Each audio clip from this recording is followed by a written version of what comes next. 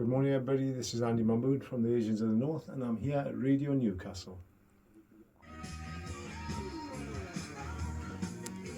The region, and it's taken inspiration from one of the biggest names in sport, Muhammad Ali. Now, the idea is to try and bring communities together.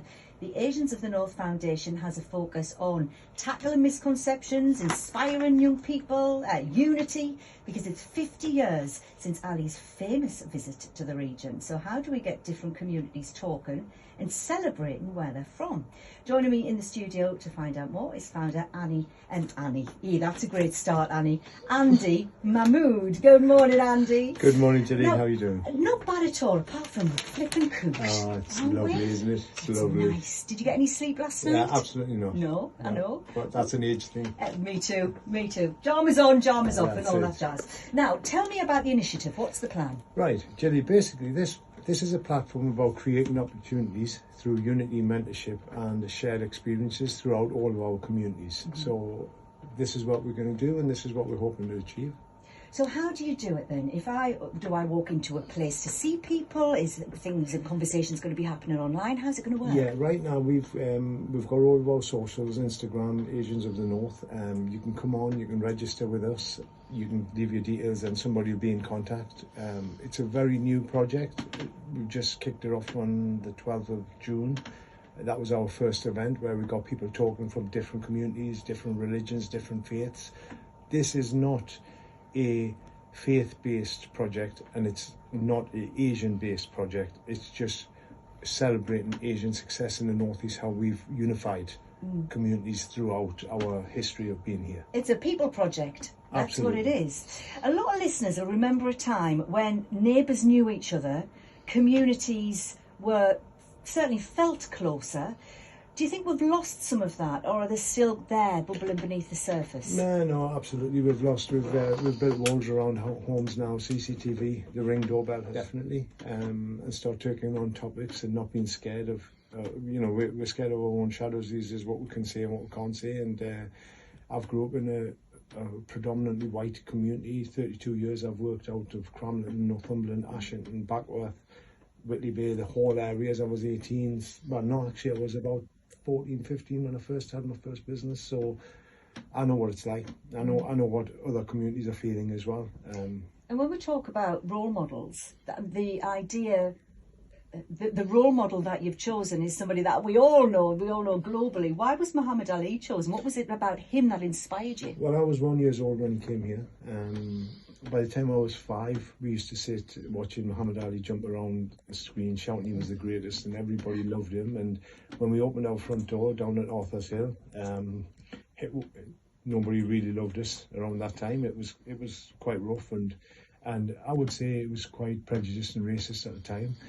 So I couldn't work it out. I couldn't fathom it. So all my life I've used the analogy of Muhammad Ali. I couldn't talk like Muhammad Ali, but definitely not walk like him. So, and I've made people laugh all the way through life, and it's done me really good. I've been in various different communities, and so I see him as a positive role model. I see him as a role model for everybody. And Muhammad Ali wasn't just a Muslim; he was everybody's religion. And you went across to America, didn't you? Absolutely. So talk me through, you arrived there, you've got a plan where you're going to go and what you're going to do, but how did it pan out? Well, I rocked up 50 years old. I was in March. I always had a dream, so I said, right, okay, family's staying here, I'm going myself. I rocked up to Louisville. It took me God knows how long to get there, and just started talking like us Geordies always do.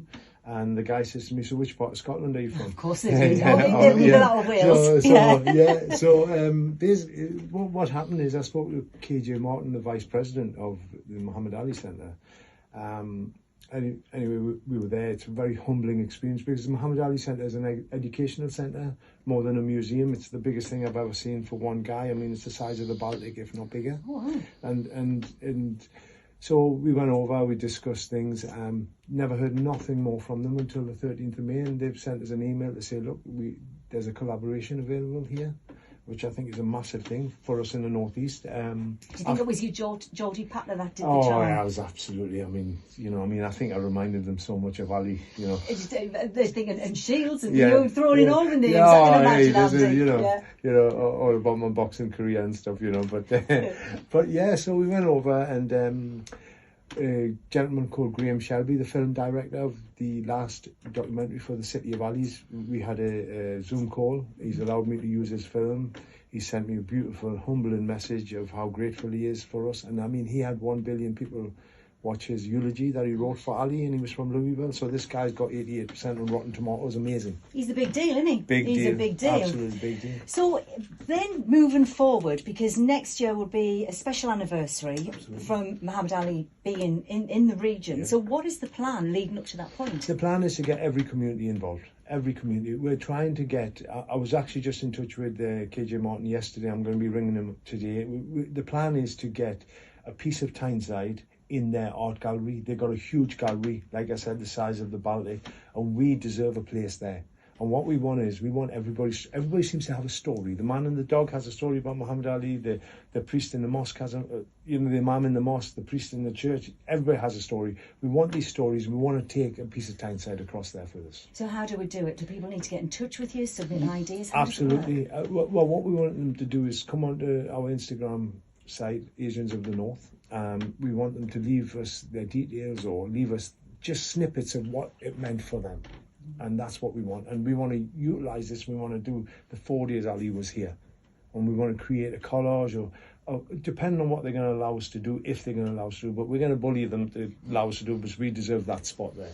Well, we know we've got listeners, because when we have done the Rewind, which is at 1 o'clock today, and we play music from a certain year, quite often, if we mention Muhammad Ali, I will get messages saying, I was there, I was on my dad's shoulders, my granddad took me, I dolled off school to go. So the stories are there, and we need to tap into them. Absolutely. That's what we want. We want that. We want the passion. We want the raw Geordiness. That unifies all of us. It's really proud of all of us. That is where we want to be, and we want to include everybody. This isn't just about Asians. He uplifted our community, which was tiny. And at the time, it was really bad. It was really rough for them. And he uplifted everybody. There was unity through the city. And this is what we want to do. Next year is a massive year. And we want to celebrate. We want to put Tyneside back on the map. Yeah. So if Muhammad Ali was walking around the region now in 2026, what do you think he'd make? What's happening? What's going on? To be fair, we're still pretty good. I've been to a lot of different cities. He probably would see sadness, but he would unify us. It didn't matter to him. It really didn't. Yes, his faith was one thing. That's irrelevant to all of us. But it did not matter who you were. He touched everybody. I mean, the stories I've had. A lady told me he went up to Beacon Hill and to a disabled school, all over Pendow disabled school. So many people I've spoke to, we met Muhammad Ali, and the true story of this whole thing is, and people always forget, is the Johnny Walker family. That's the people from Whitburn. That's the hero. That's the guy who had the dream, who came here.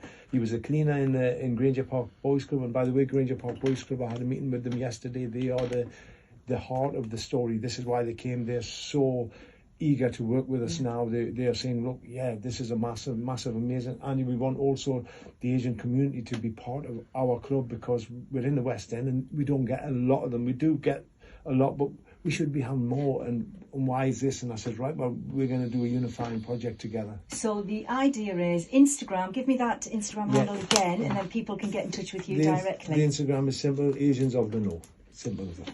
Beautiful. Thank you very much, Andy. No, thank you. So I hope you get some sleep tonight. Thank you.